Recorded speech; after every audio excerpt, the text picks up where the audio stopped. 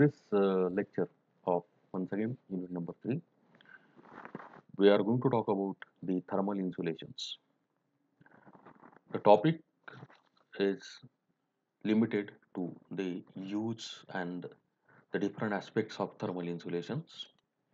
So in this lecture, we are going to talk about what are the types of insulation systems, how they are specified, a particular term which is used is R value or effective thermal conductivity and the selection criteria, and then finally we'll talk about the optimum thickness and the payback calculations of the insulation systems.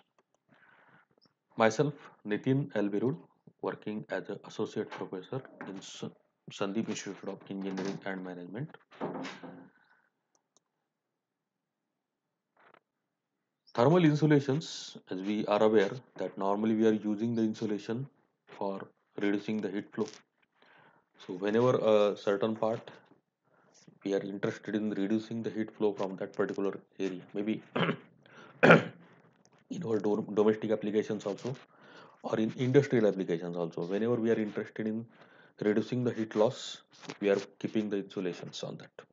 In domestic cases, I can give you the example of our domestic refrigerator, air conditioners, gas geysers. So some of the parts of these systems are normally provided with some sort of insulations. And whenever we are providing the insulations, our aim is basically to reduce the heat transfer rate from that particular system. So thermal insulations are materials or the combination of the materials used primarily to provide resistance to the heat flow. So they will increase the resistance, and because of the increase in the resistance, the heat flow rate from that particular system is going to get reduced.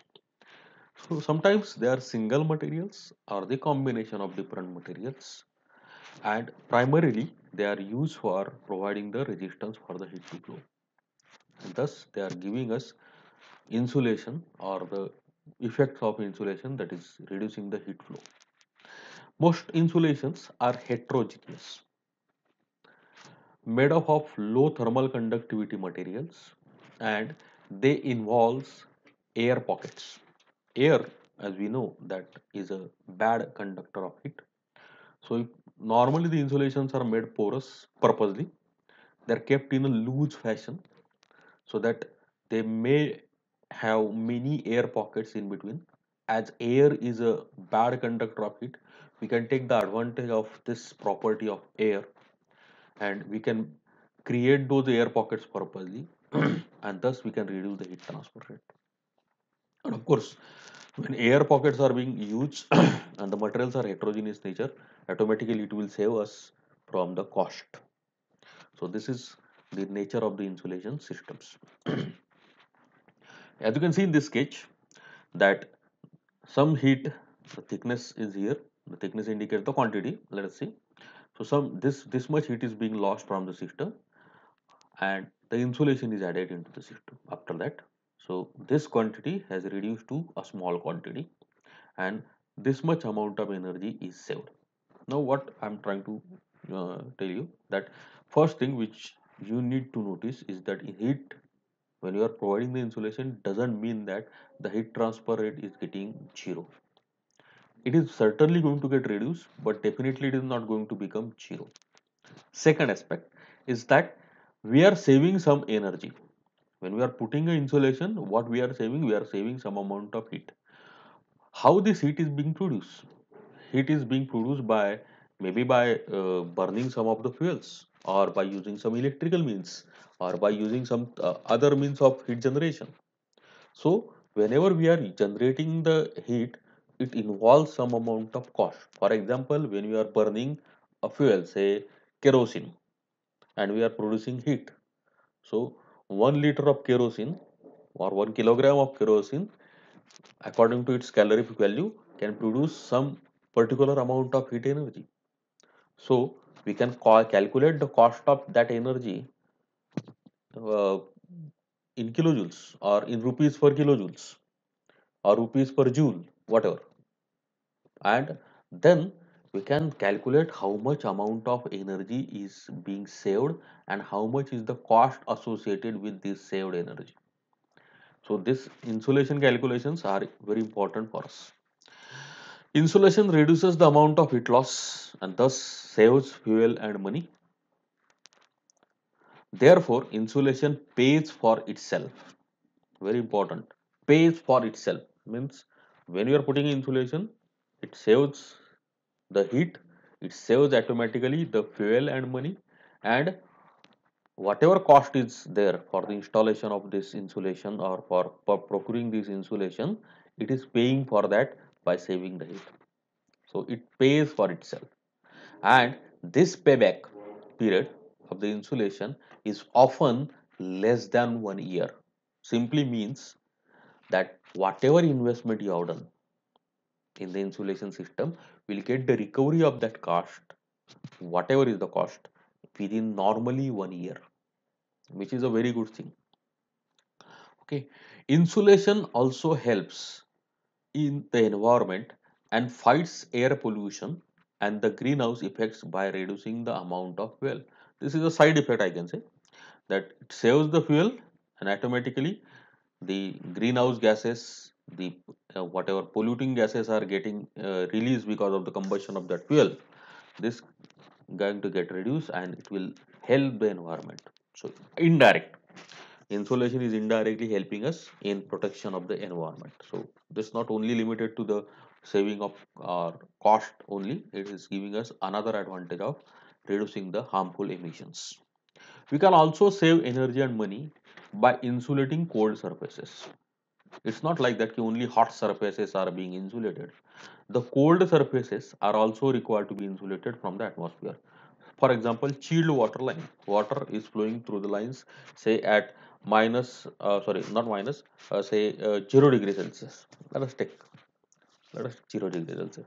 So normal atmospheric temperature is 25-30 degrees Celsius. So it will flow from outside atmosphere into that chilled line, and it will increase the temperature of the water. So what to do? We can put insulations, cold insulations in that case, and those cold insulations which are suitable for that particular limit can save us from this heat loss. It will reduce the heat loss and it will save us the money. Cryogenic storage tanks, refrigerated trucks, air conditioning ducts. You may recall that while solving the problem of one-dimensional steady-state conduction, I've taken example of liquid nitrogen tank. So that was a tank which was used for cryogenic storage tanks, and we have calculated with the help of that insulation system how much energy is getting into the system. Then refrigerator trucks and air conditioning ducts. So all these parameters which are cold surfaces can be also insulated with equal ease and equal importance. So this is about thermal insulations and their important aspects. Now why we are insulating? Reasons are very simple. First is energy conservation. We need to save the energy.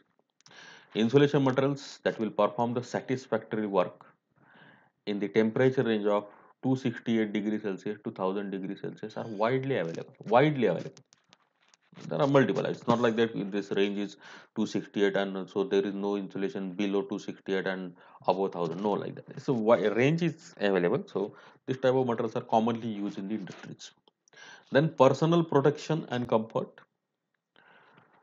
Suppose high temperature flames are there, so we can protect the people from those high temperature flames and we can ensure their comfort by using the insulation systems. Maintaining process temperatures in ovens, basically when we are interested in heating something to a particular temperature, maintaining or soaking at that temperature. So in order to maintain the process temperature, insulations are going to play a very crucial role. Reducing the temperature variation and fluctuations. In some of the processes, it may require that there shall not be any variation in the temperature or very minimum variation in the temperature during the process. Fluctuation shall be less. So such type of systems can be insulated properly in order to reduce this variation in the temperatures. The condensation and corrosion prevention. For example, water vapor in air condensers. If air condensers are there, and when we are cooling these, so water vapor may get so dew formation. So type of dew formation may occur into these water lines, and because of this condensation of water vapor, it may lead into some corrosion because of collection of the contact of the metal and the liquid particles into it. So this type of corrosion can be avoided if you avoid the condensation, and the condensation can be avoided by proper insulation. Fire protection by keeping the valuable combustible in safety box that are well insulated, particularly in defense applications. Various combustible materials the people, army people, and the other peoples are carrying with them, and they are needed to be kept away from the fire, protected from the fires, otherwise they may blast. So in such cases, the combustibles are kept in a safety box, and those safety box are well insulated. Whenever these things are required, then only they are taken out and used. In what you call ores, the coal mines or some other mines also, the fire protection boxes are commonly used. Freezing protection, sometimes avoiding the sub freezing temperature by putting insulations causes water. So if the temperature of the water is below, we know that water gets expanded when it freezes, and the pipelines may get burst. So we can avoid this, and we can get a freezing protection by putting the insulations and reducing the noise and vibrations. Although to that, while the insulations are normally kept in a loose form, they are having air pockets into it, and automatically this system dampens the vibrations and reduces the noise also. So that can be called as a additional effect, which is not we are not primarily looking for the insulation in this point of view, of course, but this is the additional effect we are getting. Now, what are the different materials? There are basically three kinds of materials used in the insulation systems normally. Of course, the classification can be extended to much higher level, but we'll stick to the basic criteria only. So, basic classification is of three types. Fibrous materials. Fibrous means in the form of fibers, small diameter particles, filaments.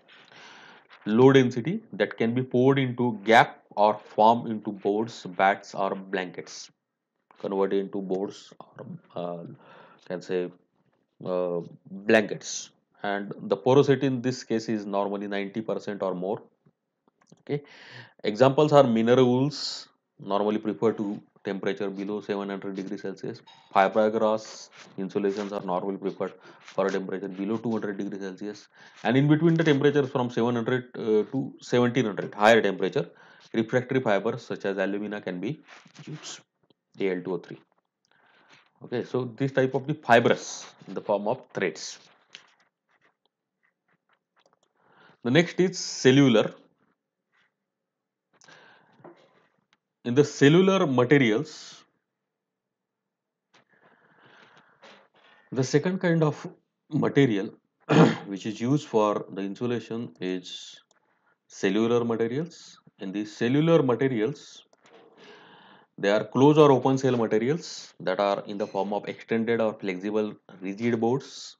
Cellular insulations has the advantage of low density. The density is less, means weight is less, of course, the low heat capacity, the storage capacity is also less, and relatively good compressive strength, so they're stronger comparative to the fibrous materials. For example, polyurethane and expanded polystyrene foam. So these are the two types of cellular materials. Cellular means small size cell, and then that cells can be combined together in order to form some rigid boards or flexible boards. Then the last one is granular, in the form of granules, consist of small flakes or particles of inorganic materials bonded into performed shapes or used as powder. So they are normally in the form of powders. For example, perrite powder, determinaceous silica powder, vermiculite. All these are the examples of the granular materials.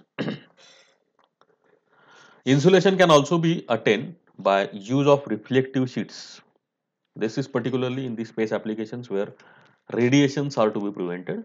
Two or more thin sheets of metal with low emittance are placed parallel to each other to reflect the radiation back to its source.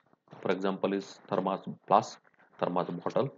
Such type of systems are commonly used in the radiation, as I told you, in the space systems. Basically, this type of shields or this type of thin sheets which are used for producing the insulation effects are called as radiation shields. And we'll be talking about the radiation shields in unit number 5. Now, how the insulations are specified? If you want to purchase, if you want to specify the insulation, what things are being used?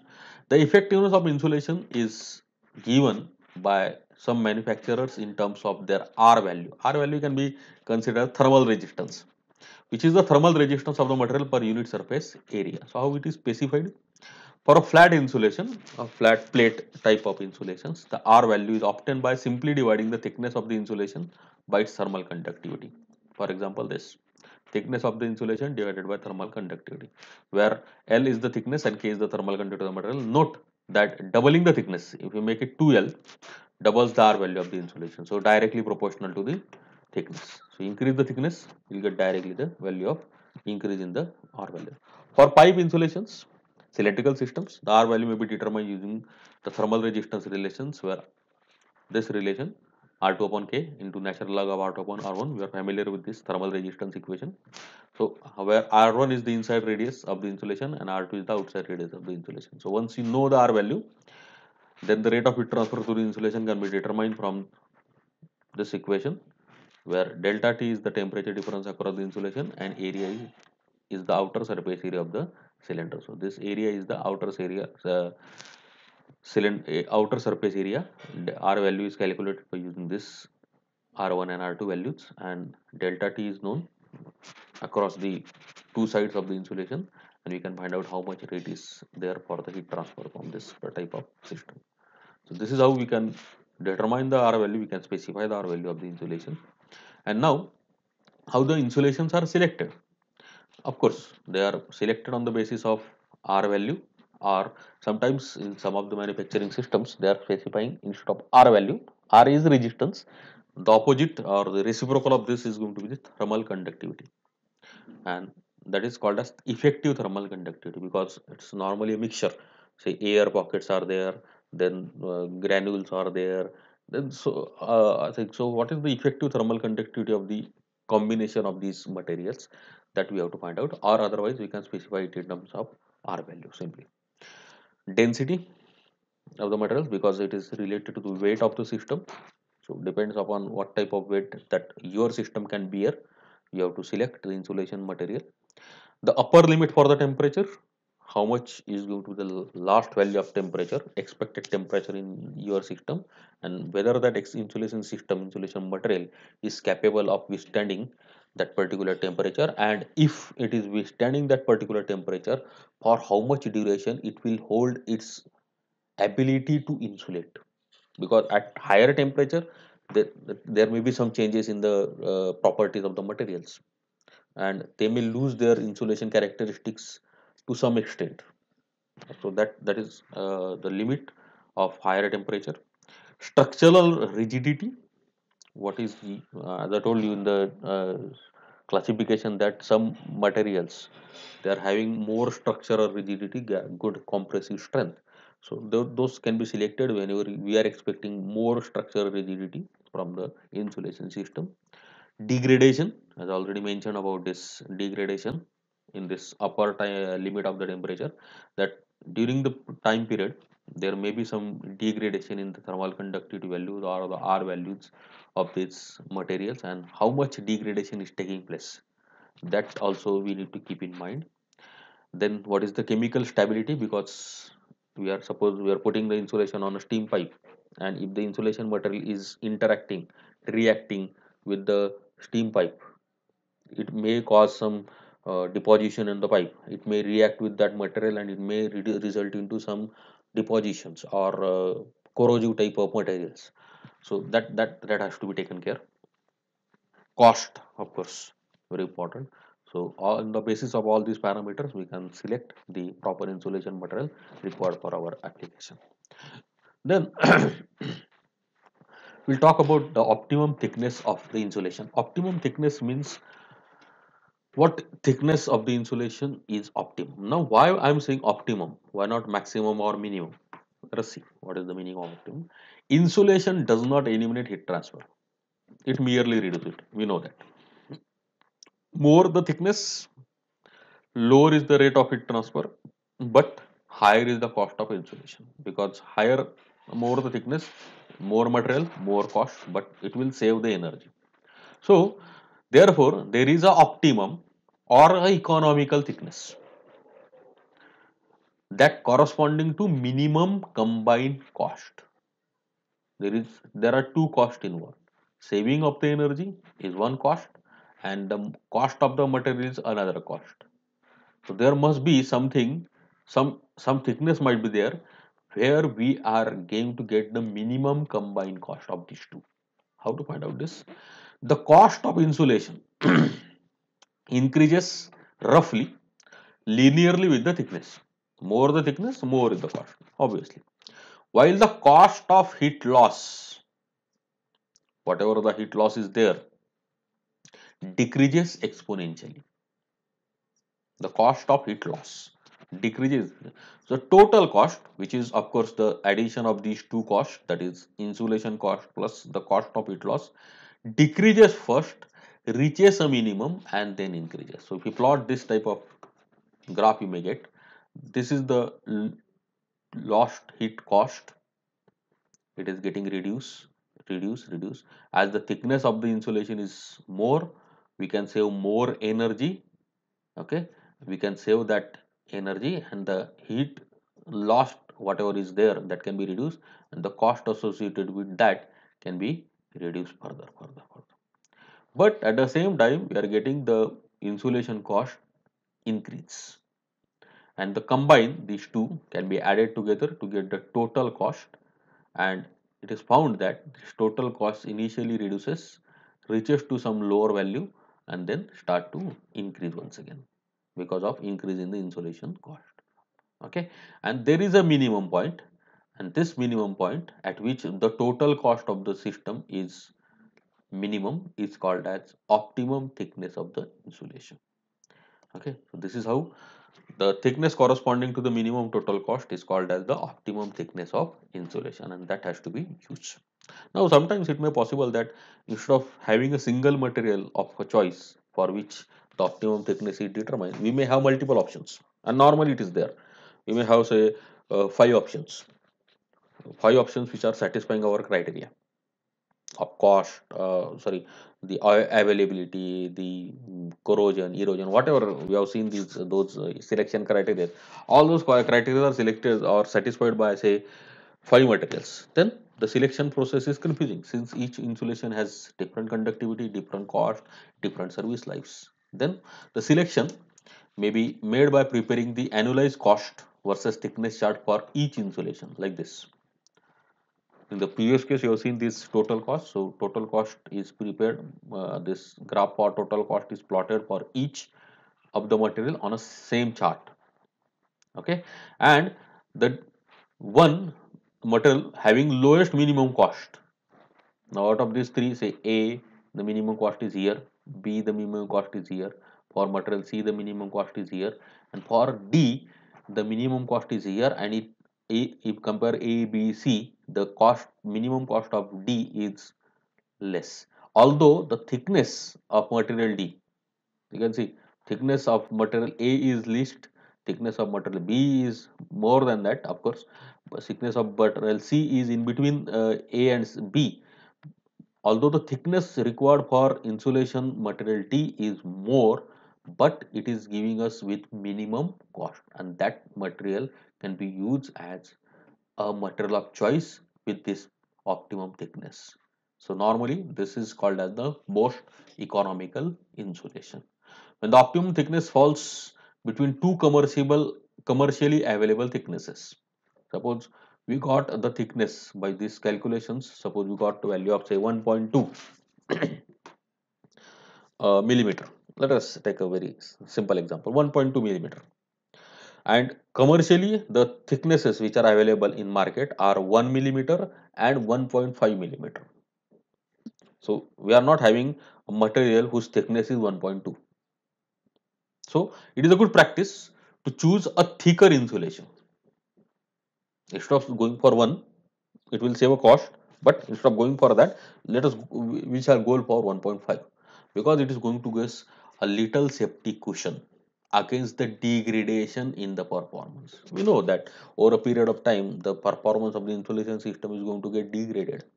So this additional zero point 0.3 millimeter can be used as a safety cushion, as a, can say, uh, additional advantage of reduction in the performance of the heat transfer insulation system, degradation of the insulation system over some period of time.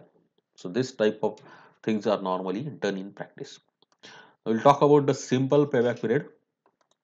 Simple payback period, as in the previous slides I mentioned about this payback period. What is the meaning of payback period?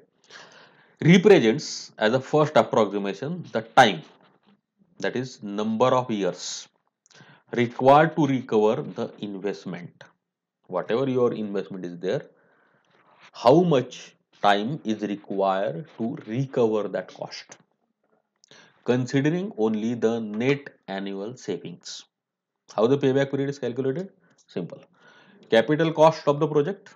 In our case, we are talking about insulation. So, what is the capital cost of the insulation in rupees, and how much is the saving obtained from the insulation? So, this saving is in the form of how much energy we are saving. So, I already told you that suppose we are saving 10,000 joules or 10,000 kilojoules, and we are saving 10,000 kilojoules, and we are having a fuel, we are burning the fuel whose calorific value is 10,000.